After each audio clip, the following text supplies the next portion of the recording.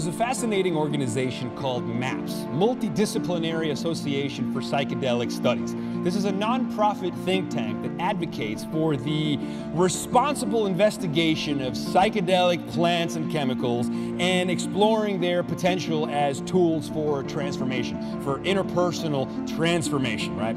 And this is a moment that we're living in now, right? We're kind of living through a psychedelic renaissance where all of a sudden people are starting to take these tools, these cognitive technologies that have been used for thousands of years, a little more seriously. We're starting to take out the magnifying glass and stop being alarmist and actually paying attention and studying the potential of these tools, right?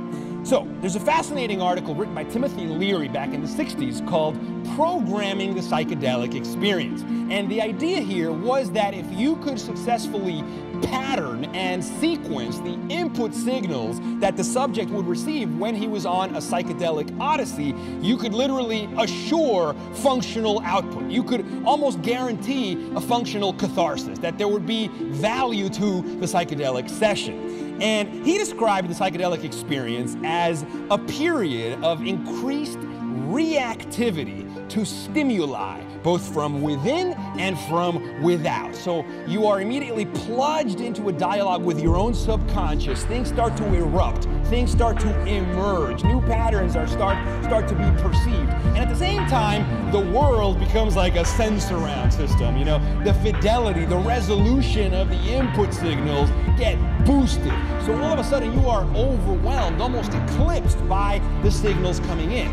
You are like a mind in flight. You are in orbital position. You are seeing the big picture. But if you don't have navigation, if you don't pattern those signals by carefully choosing beautiful music, by carefully curating excellent ecstatic poetry, your reveries that you can read while you are tripping, you know, controlling the environment, hanging around people whose company induces feelings of well-being. By patterning those signals, you're authoring the song, the soul surfing that you're actually doing. You know, people that engage in these mystical states are known as psychonauts. They're literally soul surfers investigating psyche through first-person experience. And there's all kinds of answers that we can find within. There's all kinds of spaces that we can explore.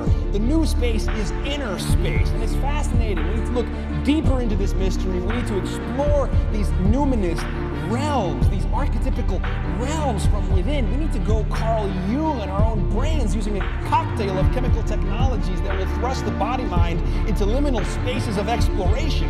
We need to engineer inception-like dream spaces to explore, and the technologies are not all going to be external. Some of them are going to be internal. You know, computers are drugs, but drugs are computers. This is the essence, and this is why we should be open to this stuff, because it's absolutely fascinating. So check out MAPS, Multidisciplinary Association for Psychedelic Studies.